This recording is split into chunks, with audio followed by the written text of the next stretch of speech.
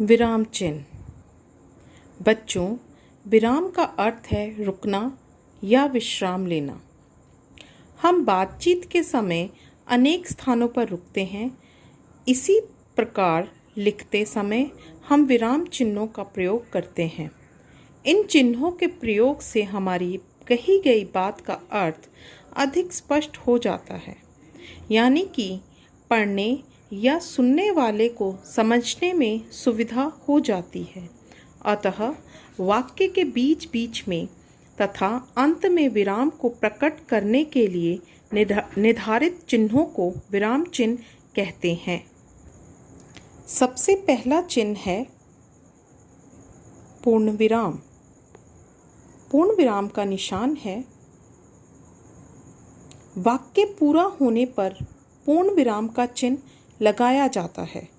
जैसे मुझे भूख लगी है, पूर्ण विराम।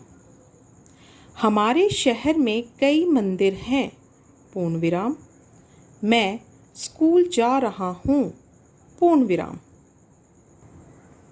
दूसरा चिन्ह है अल्प विराम, जिसे इंग्लिश में कॉमा कहते हैं।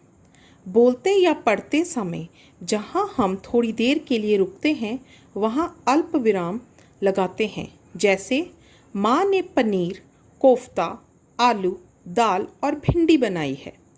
मेरे दादाजी, दादी, माता पिता, भाई बहन, चाचा चाची सभी ने पूजा की। हाँ, मैंने सारा काम कर लिया। नहीं, मैं बाजार नहीं जाऊंगी। हमारा तीसरा चिन्ह है अर्ध विराम। वाक्य पढ़ते समय जिस स्थान पर अल्प विराम से कुछ अधिक और पूर्ण विराम से कुछ कम ठहरना हो वहाँ अर्ध विराम का चिन्ह लगाया जाता है। या जब हम एक बड़े वाक्य में कई छोटे वाक्यों को जोड़ते हैं तब अर्ध विराम का प्रयोग होता है। जैसे चिड़िया दाना चुगकर लाती, पहले बच्चों को खिलाती, फिर स्वयं खाती। चौथा चिन्ह है प्रश्नवाचक चिन्ह, जिसे अंग्रेजी में क्वेश्चन मार्क कहा जाता है। जिस वाक्य में कोई प्रश्न पूछा गया हो उसके अंत में प्रश्नवाचक चिन्ह लगाया जाता है।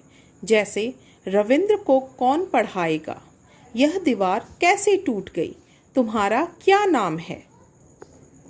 पांचवा चिन्ह है विस्मयादिबोधक चिन्ह। बात करते समय हम कभी कभी हर्ष, शोक, आश्चर्य, घृणा, प्रशंसा आदि भाव प्रकट करते हैं। ऐसे भावों को प्रकट करने के लिए विस्मयादिबोधक चिन्ह का प्रयोग किया जाता है। जैसे छी, कितनी गंदी है। वाह, कितना स्वादिष्ट पराठा है। हाय, मेरी साड़ी फट गई। छठा चिन्ह है उद्धरण चिन्ह। उद्धरण चिन्ह दो तरह के हैं, एक हरा उद्धरण चिन्ह, दूसरा दोहरा उद्धरण चिन्ह। यह चिन्ह विशेष शब्द, पुस्तक, नाम, वस्तु, व्यक्ति के लिए लगाया जाता है। जैसे इस पुस्तक का नाम नवीन हिंदी व्यवहारिक व्याकरण तथा रचना है। इस चिन्ह का प्रयोग किसी के द्वारा कही गई बात को ज्यों का त्यों दिखाने के लिए किया जाता है। जैसे अध्यापिका ने बच्चों से कहा, सदा बड़ों का आदर करो।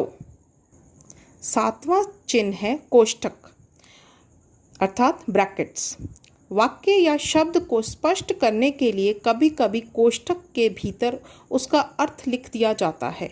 जैसे वाक्य के 3 भेद, कोष्ठक प्रकार, कोष्ठक बंद करते हैं